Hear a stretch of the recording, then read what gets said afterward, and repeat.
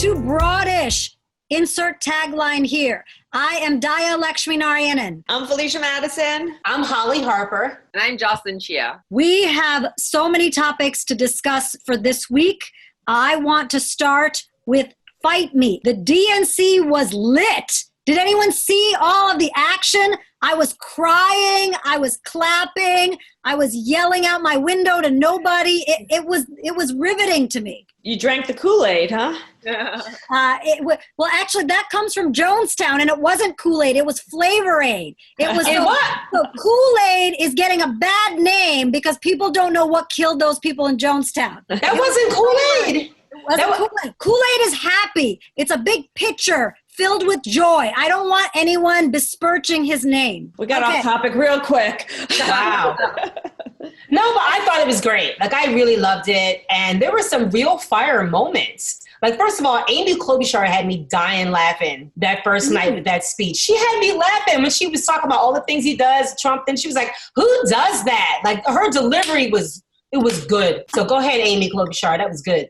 I've never heard anyone say Amy Klobuchar has good delivery. I need to go back and rewatch. You know, I have to say that it would have been pretty awful if it wasn't even moderately good. It'd be like watching really crappy TV for a year or 4 years.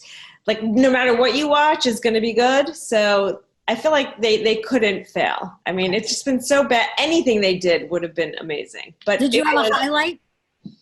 Do I have a highlight? I'm going to tell you that I only watched Jill and Michelle. So those were my highlights. Mm-hmm. Those were good highlights. The coolest part was roll call, because this presidency has divided the country so much. You know, the response to COVID has divided mask wearers versus non-mask wearers. That the roll call just seemed to actually unite the whole country, with everyone dialing in from all the different states and talking. I was like, whoa, we are one nation. That roll call was funny, though. Like, I thoroughly enjoyed it, but you have to admit, the way a lot of people were standing and posed, they kind of looked like hip-hop groups. You know what I mean? Like, they were just kind of like someone in the foreground. They were just like, I was like, I looked like NWA. Like, they really did. Mayor Pete had that stance, and he had his backup dancers with the masks on.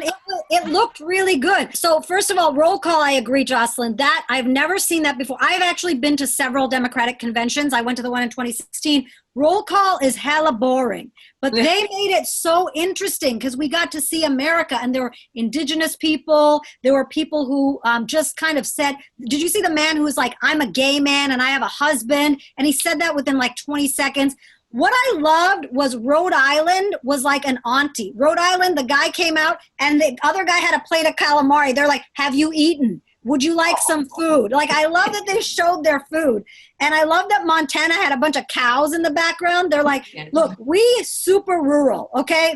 We got wind, we got cows. So roll call was amazing. Felicia, you're allowed to make fun of me, but I cried when Khizr Khan was up there because in 2016, Khizr Khan came on stage with his wife and they talked about losing their son in the war, and he pulled out the Constitution, and that's when he started going after Trump.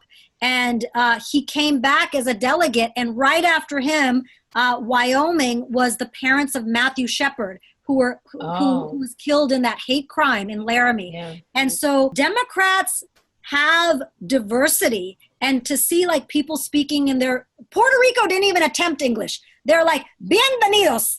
Yeah, they were like, look, we're going to say what we're going to say. Y'all going to be all right. Yeah, they're like, you need to get some closed captioning for us because we don't care to speak the language of Donald Trump. So I loved roll call. And Michelle Obama was so fierce. Did anyone see Michelle? What did you think? I loved it. First of all, Flotus looked so good. Like, her hair looked so good. She did. I was looking at her like, all right, now, Flotus, I love you. Let's see how we're going to come through.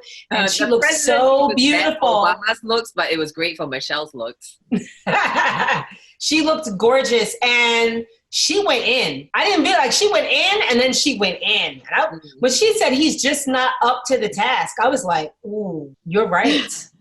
You're right. So I enjoyed it.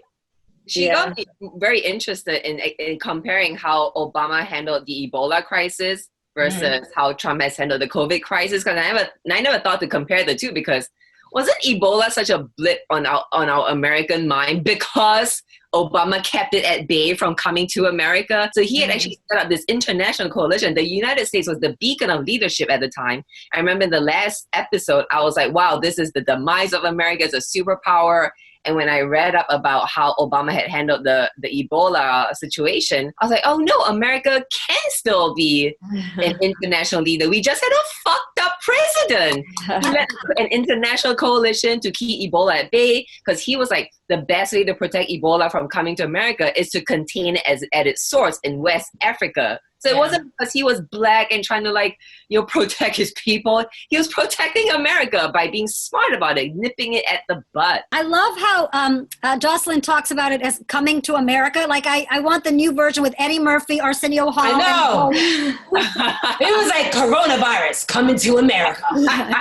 Yeah. I know she said a couple of times, like, I don't like politics, and I know that's something that she says a lot, but I find that so insincere. I mean, there's no way she doesn't like politics. Her husband was the president of the United States. They are so political. It, to me, was not believable.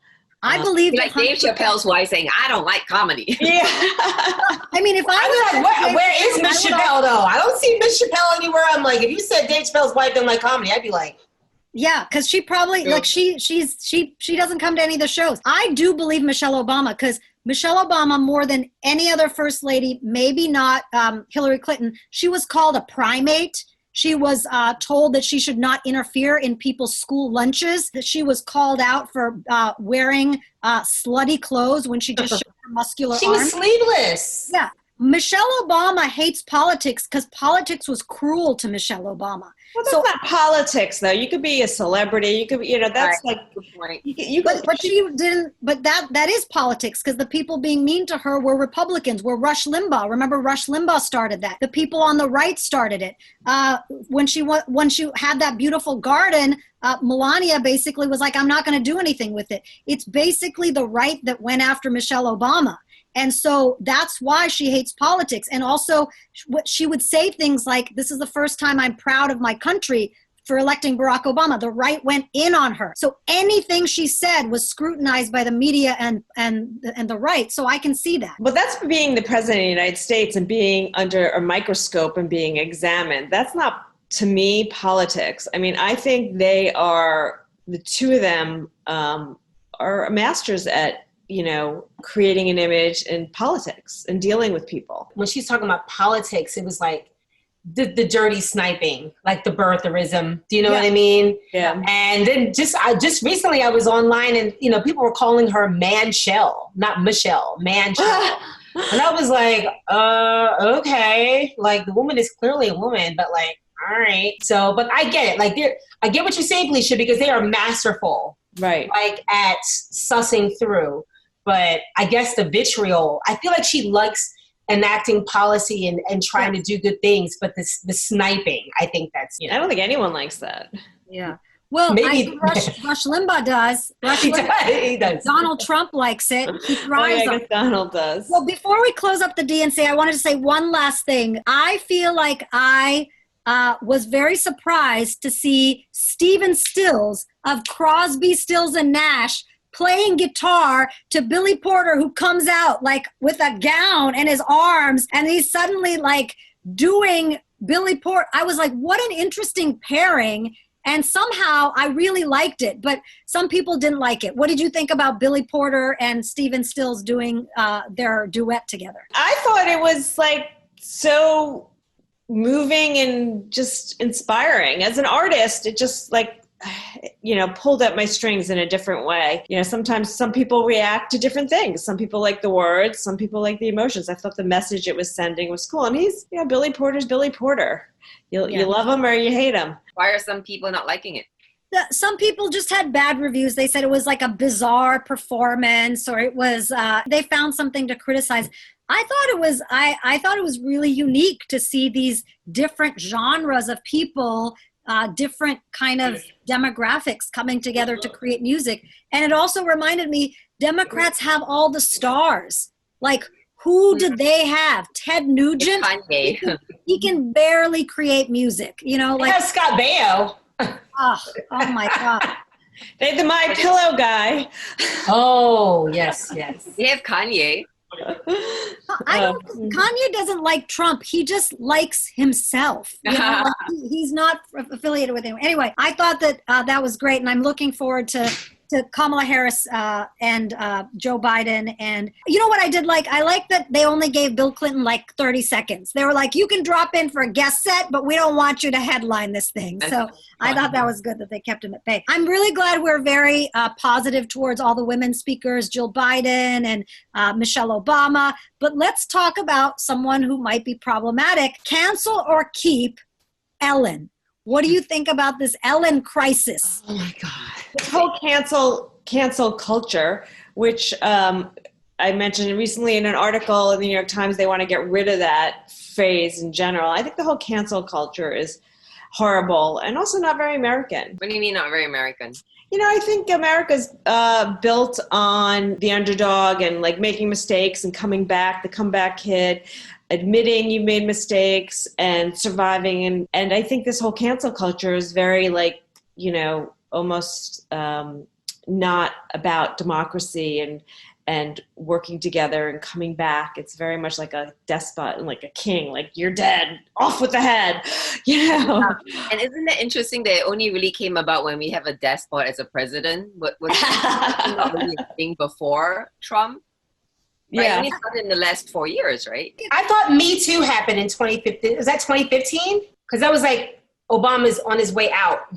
You know what I mean? I don't know. Like, I gotta admit, like, on one hand, I don't think there's any kind of cancel culture. Like, I kind of feel like people are just getting held accountable for what they say and what they do. Like, I feel like on one hand, there is a cancel. Like, I feel like, you know, we don't have to write people off forever. You know, like, I'm not really about writing people off. I'm more in the lines of, like, fix it. You know what I mean? Like, fix what you're doing and then come back better. Well, I think that's a good point, because the Ellen Show, they now fired 3 executive producers, and they're really like doing things to make things better. So if they can fix it, make it better, why cancel? Yeah. Do you think the problem is Ellen, though, or do you think the problem is the people around her? What's the issue? Like, you know, she had this great run, and then there were rumors that she wasn't nice, and then the rumors turned into people saying, oh, this is how she treated me, this is what happened. And then there was a counter campaign with all these celebrities, like Jay Leno was like, she gave me hot cocoa once. And then I have a lesbian friend. And, you know, like, what is the whole situation? Like, well, I think it brings up a lot of issues. And another thing related to that is it just because they're women? You know, if it was a man doing that, would it be bad? And when you look at cancel culture, you look at like Megyn Kelly, Katie Hill, and now Ellen, 3 women that are like, just like one strike, you're out. And think of all the men that have made so many mistakes and are still there. Is it because they're women? Or is it? I'm sorry, who's Katie Hill? She's the congresswoman that they porned up on the website with her and her girlfriend, and she left right away. I think they were asking her to leave, but she decided to leave, but I don't think she had much of a choice. But anyway, there's so many congressmen that are embroiled in horrible controversies that are still there. Mm-hmm. So is it because people just are harsher on women and they expect us to be so nice? And you know, I'm sure whatever she's doing is not as bad as a lot of men. I think that's part of it. I think that's part of it. And I just look at it like, you know, if you're a bad dad, you're a bad dad. Or, well, he works hard. If you're a bad mom, you're bad. How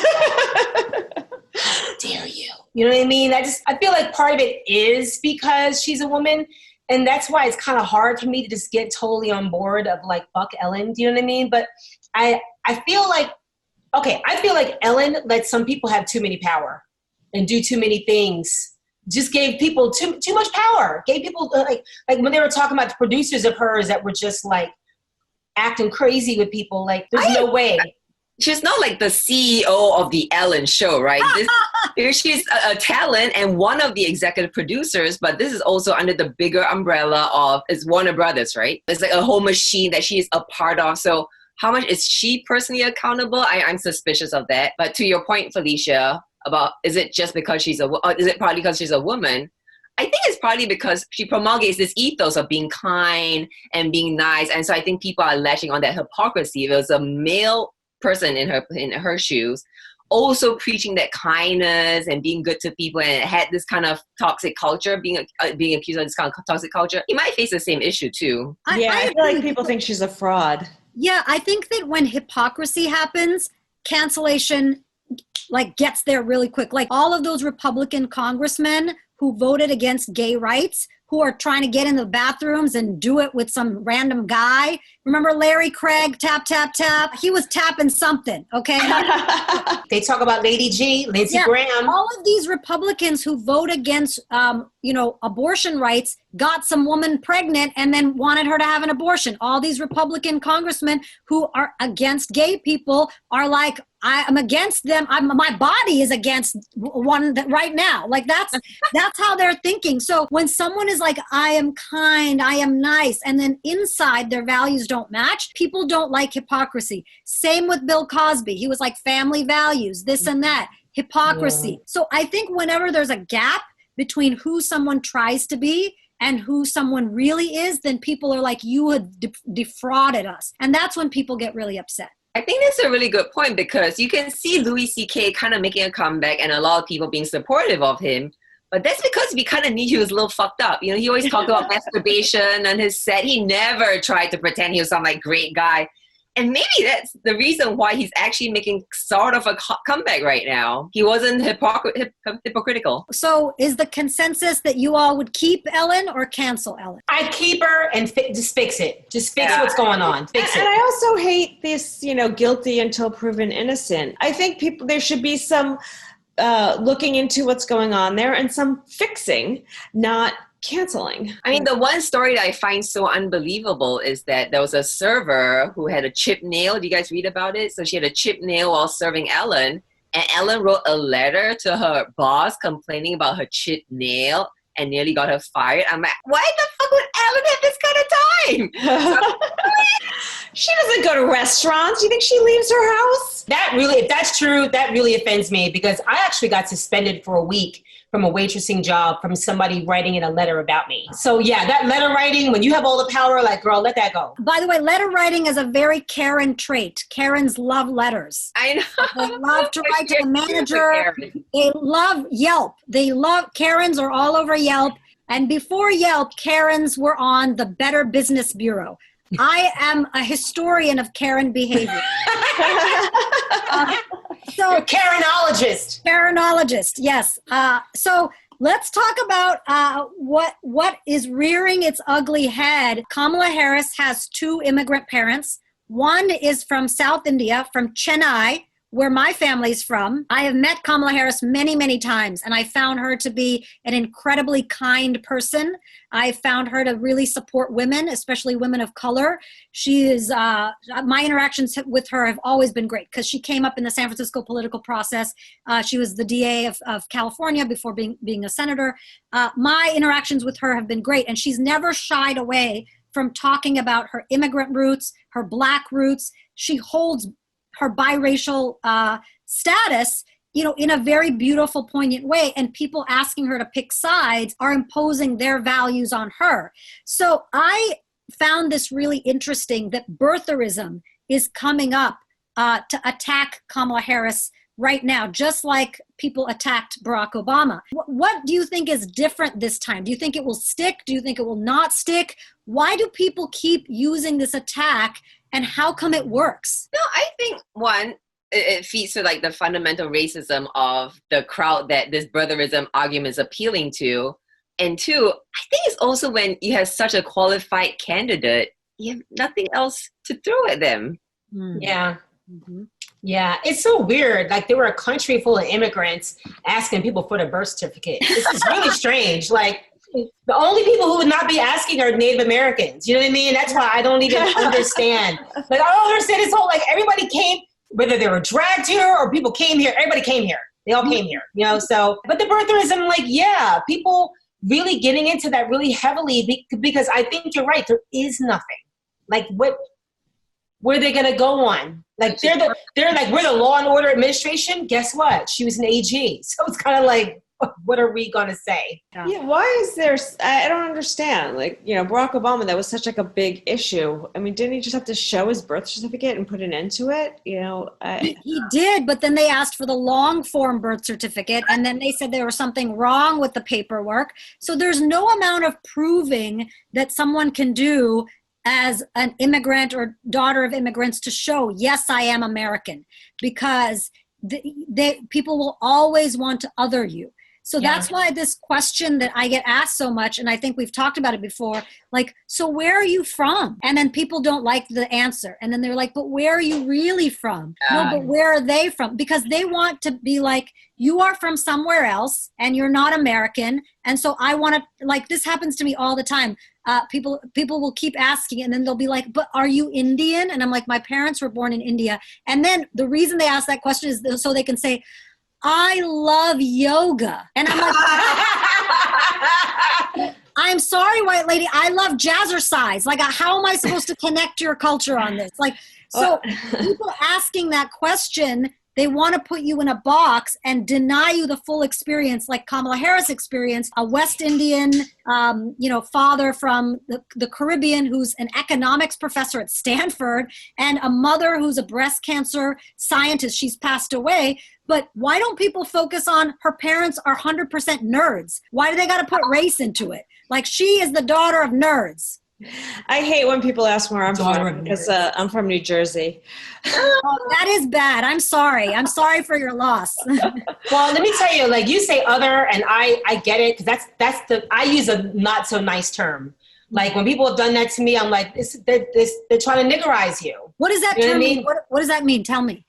Niggerize somebody, you treat them like you're calling them a nigger. It's like you're just not saying it, but you're doing everything. You're doing everything to do the little smush. Like, you're not from here. Where are you from? I mean, white people came here from Europe. Do you know what I mean? So it's just kind of like everybody's from somewhere.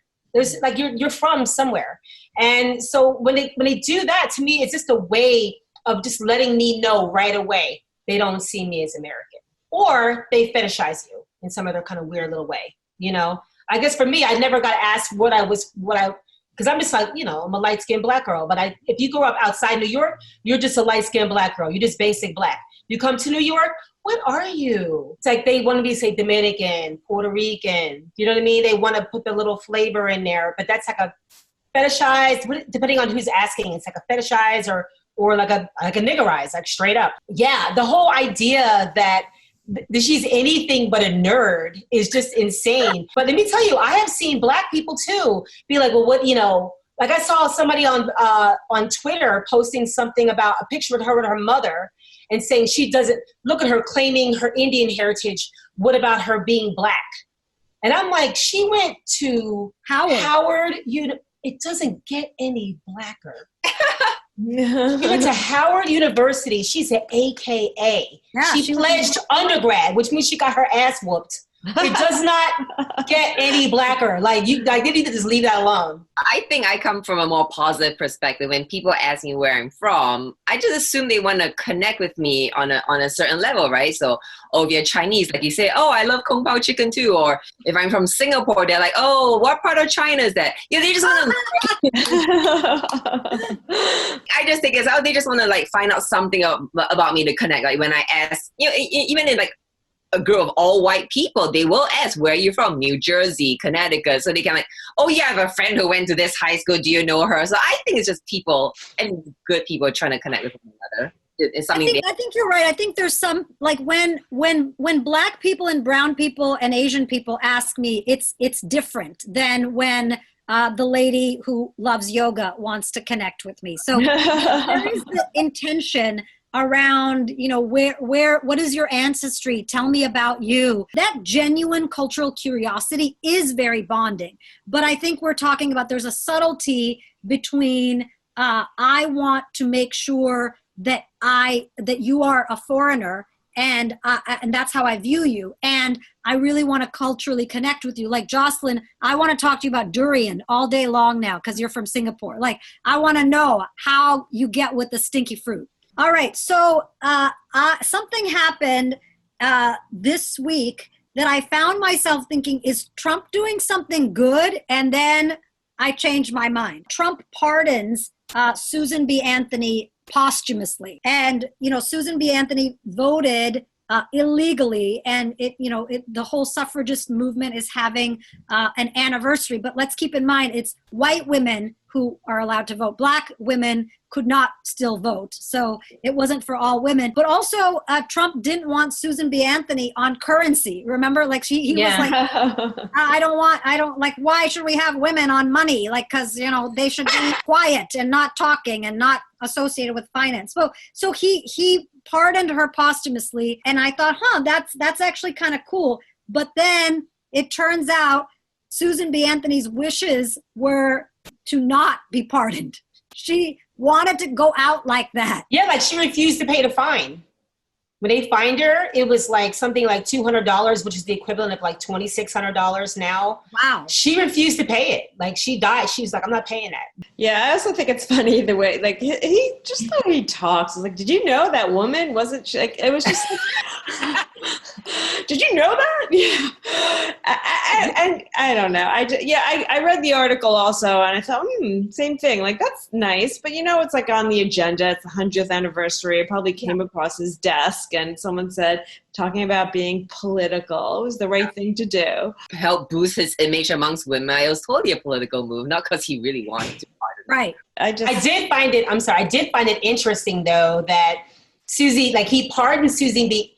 Anthony, and Susan B. Anthony was great for, suffragism and getting white women a right to vote. But Susan B. Anthony was not so nice to black people when it came time to try and get black women the right to vote too. I mean, her and Elizabeth Cady Stanton disinvited Ida B. Wells and Sojourner Truth from Seneca Falls, the big convention. So it's kind of like Trump is kind of right in line sort of with Susan B. You know what I mean? So I don't know. I just thought it was stupid. Like I thought when he started talking about Susan B. Anthony, I was like, oh my God, is he going to be like doing the Frederick Douglass route? Remember when he talked about Frederick Douglass? He was like, we're going to be hearing some big things about him. Like he was Elon Musk and he's still alive. So, What boggles my mind is that we haven't had the vote for more than 55 years. Like, it's not really that long. Well, women have been so unequal until not really that long ago. Mm-hmm.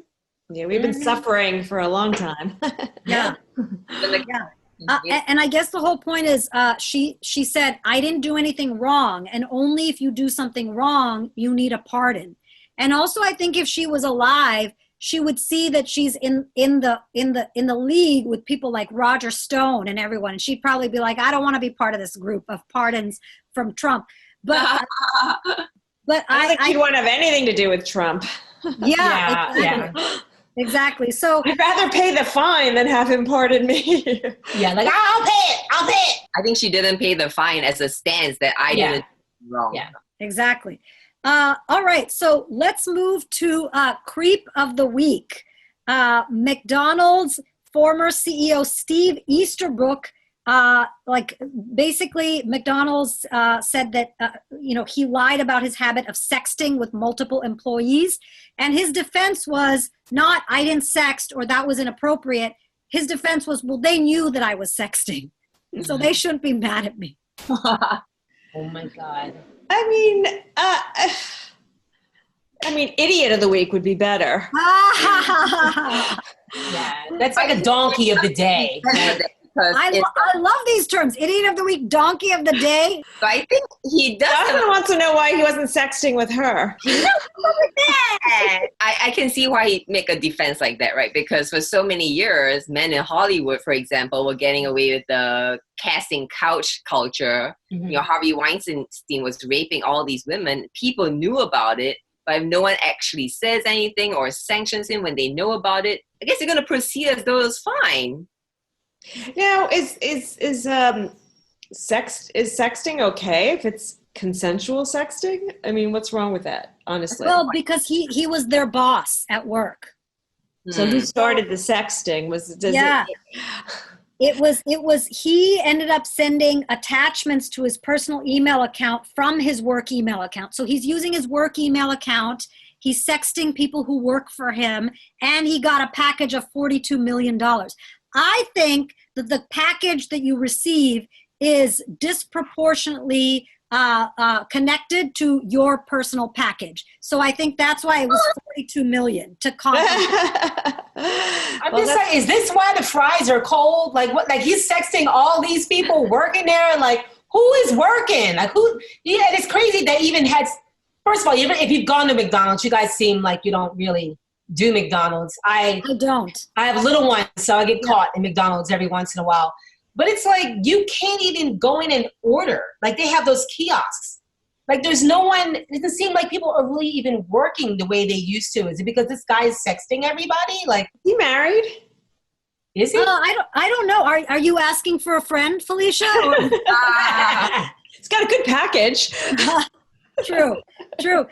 I mean, I don't know if he is, but like the evidence includes dozens of naked or explicit photos and videos of women. Some of them were his subordinates at McDonald's. So it's unclear if there was like coercion. It's unclear if they knew that it was going to be on the work server. Like you don't want your private pictures on the work server. So he was like, bad with data, first of all. That which offends me. But his emails. The statistic that men think about sex every 7 seconds does make me wonder, how do men get anything done every 7 seconds?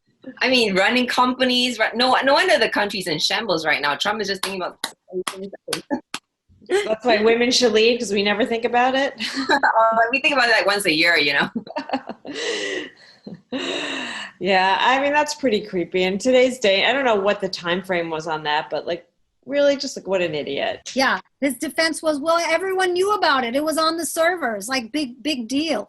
So this is the new defense, not I shouldn't have been sexting. It's like, if I did, you should have done something about it before. Yeah, and I just feel like in this day and age, like especially post Me Too, to be a boss or anybody in a position of authority, to be sexting, having sex, dating people that are under you, this is stupid. It's stupid. Like, well, what do you think about the defense of it's like a disease? Oh, like a God. sex addiction? Yeah. I thought that was just for married men that got caught. I thought that was like their way out. I'm addicted. Joan Rivers had a funny sex addiction joke. What the hell is a sex addiction clinic? You pay good money to go up to a place and not have sex. I can do that at home and it doesn't cost me a dime. I do think like in this era of hookup apps, why do you have to date people who work for you? Can't you go on an app and find someone who's willing to kind of get with you? Like, the addiction is not an excuse for being a predator in the workplace when you're in a position of power. Right, exactly.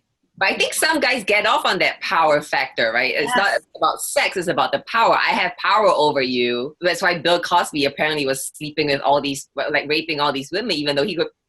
Well, we had this debate last week. But some of us think he could have a lot of women if he wanted to, but it's that power over someone powerless over him. So anyone have any last comments about what happened this week in the news or anything that they want to touch on?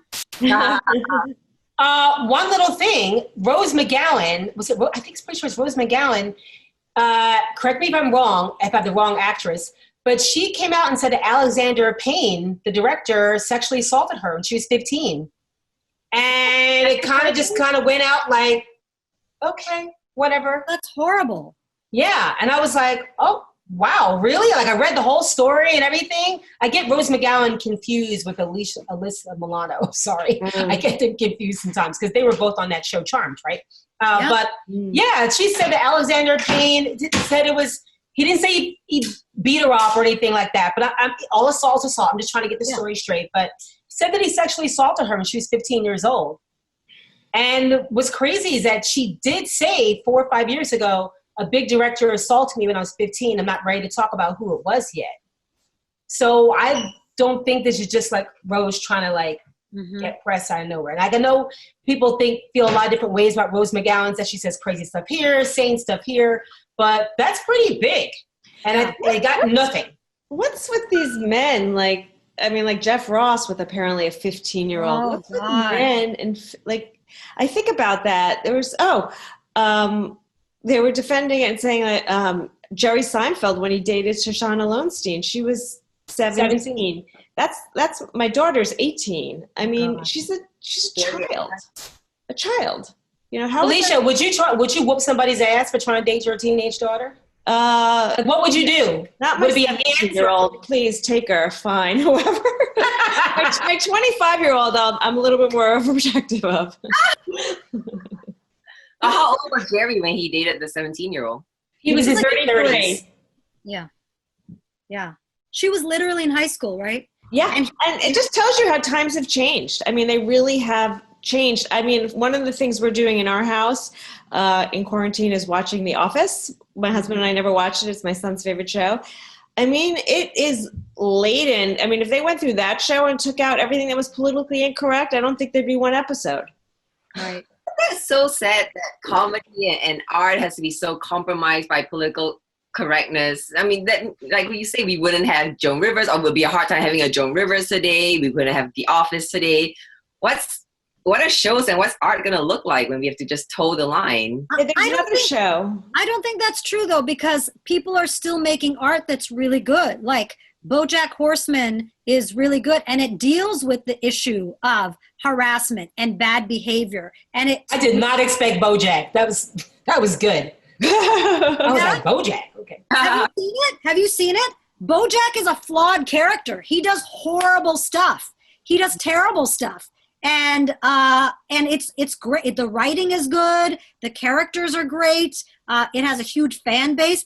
I don't think that political correctness is changing art. I think what's happening is you used to have shows like Short Circuit, where there is a white guy playing an Indian guy, and you used to have things like a white guy playing Apu and being like, bada, bada, bada, bada. And then I'm like, there's Indian people with talent. Cast us. And suddenly we have good shows. We have shows that are great that have Indian people that aren't just reduced to bada bada bada. And I think political correctness culture forced those bad characters out and got shows like Mindy Kaling's show, like Hassan's show. So I think political correctness is actually giving people like me opportunities and taking opportunities away from people who aren't talented. Yeah. I mean, if people, there would still be minstrel shows. If people thought like, oh, with political correctness, like Amos and Andy. Have you ever seen an episode of Amos and Andy? It is a horror. Like, you can't even believe what you're watching. You're like, this has got to be a sketch. It's just not. But it's really, that's the sitcom. So I understand we talk about political correctness ruining things, but then a lot of political correctness is just like, no, we're not going to let racism win all the time. We're not going to let sexism win all the time. We're not going to let homophobia win. Because these people, like women, Black people, people of color, period, LGBT, they're the butt of the joke. So it's like, how long do you have to look at someone being the butt of the joke before you say, excuse me, no? Right. But it's also like they are going back and like Gone with the Wind. They're, putting a little preface on it, which is probably the right thing to do. And there's a TV show, and I can't remember which one, where they're editing and pulling episodes because they had political incorrect stuff in it. So in a way, they are editing what was not politically correct. And I guess it could be the same thing and the same argument with pulling down statues, and at what point are they reminders of what life was and then we could learn from them, as opposed to they're really offensive and we should eradicate them from our lives. And I also wonder, can Anthony Jeselnik even rise up if he started as a comedian today? Like he's able to keep going even in this PC climate because he's already established himself. But he's an up-and-coming comedian doing all these jokes and very politically incorrect jokes. We have just been like, stop at the open mic level. Will we not have an Anthony Jeselnik in today's day and age if he started today?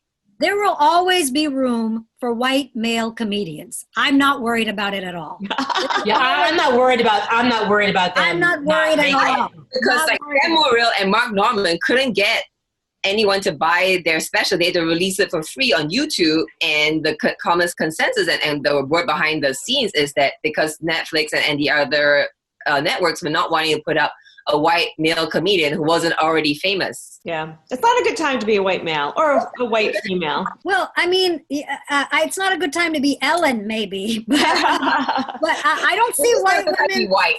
Yeah, like... I mean, the kind of the other thing I want to say is this seems very throwback, but Norman Lear did a great job of addressing social issues, and a lot of his work has stayed relevant. So I at one point I started rewatching every episode of The Jeffersons, and it is amazing. It would not get made today because George Jefferson is so black and he calls people honkies on the show. So I think that people wouldn't want that character because he is so himself and he is unapologetically talking about his neighbor. Lenny Kravitz's mom was on the show. Roxy Roker. Yeah, it was a great, great show that had interracial marriage, that had, a successful black businessman. That one time, George Jefferson's old buddy shows up and he puts his hands on Wheezy. And Wheezy said, I said, no, I don't want this. And George Jefferson comes in and he's short and he confronts this guy and he calls this fellow black man the N-word, and they get into a fight. And it's about feminism. It's about consent. It's about using the N-word. It's really interesting. And Norman Lear basically wrote that character for George Jefferson. And so I think his work stands up. And I think if you really write with the true authenticity of the characters involved, then your work will stand up over time. But if you write it to be a caricature and you don't know any black people, then you're going to write it like that. Yeah. I don't think you should be writing a people that you don't know anything about them. Like, I think that's, you know what I mean? Like, I couldn't write characters that are Samoan because it's like, it's going to come out wrong. It's going to come out ignorant because I don't know Samoans. So I would leave that to Samoans. You know what I mean? So I get what you're talking. It's all from the different perspectives. Yeah. You know, if you look at like Gone with the Wind, it was from the perspective of the white people. If you do it from like 12 Years a Slave, it was definitely from the perspective of the black person. Not so nice dresses. Not so nice dresses that time. But one thing about Norman Lear is so interesting is how I feel like people need to give him even more credit than he gets. Because when you take a look at the Jeffersons, that was a spinoff. Mm-hmm. That was a spinoff from All in the Family. You know, yep. Wasn't Wheezy... the maid. She was the maid. Yes. Wheezy was the maid. This before she changed her hair. She used to pull it back. And like the first season of Jefferson, she had to pull back. Then she had like a little free throw. But yeah, he really brought this whole family into America. And I thought that was beautiful, what he did with people. Yeah. All in the Family.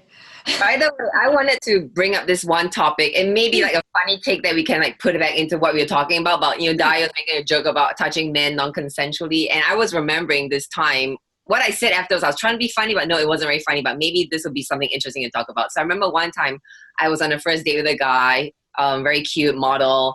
And at the end, I tried to kiss him and he was like, oh, I usually like to take things slow. I don't kiss on the first date. I was like, this is a man saying this shit? And I remember, Felicia, you tried to kiss your husband on your first date too, and he was turned off. So like, that's his interpretation. I don't remember it that way.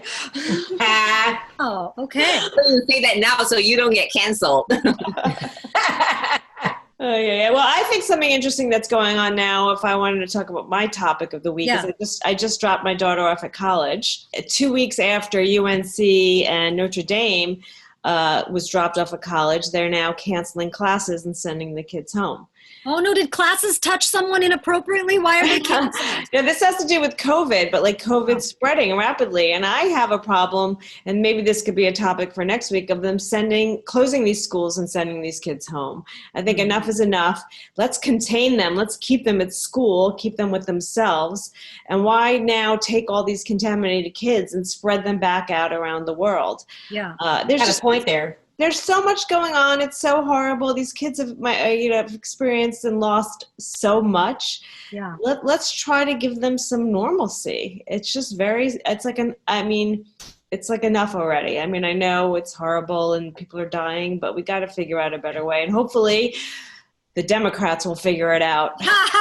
Thank you, Felicia. I appreciate that you get that I am emo about the DNC. So let's wrap up and let's just go around. And if we want to say a tagline, remember I said insert tagline, what would be your dream tagline for the show? So for me, welcome to Broadish. A broad show where we talk about ish. That's my tagline. Welcome to Broadish, and we're not talking about our butts. Welcome to Broadish. Broad's dishing about shit. Welcome to Broadish, where we chop everything up. I like that. Nice. That one. I feel like we have a winner there. Okay, well, why don't you guys vote? Send in what you women think. belong in the kitchen. That's why I agree with that one, because we should be and doing our cleaning and cooking. What kind of dish is a Broadish? The dish served cold. Spicy. Kosher. Hot sauce. Soy sauce. That's nice.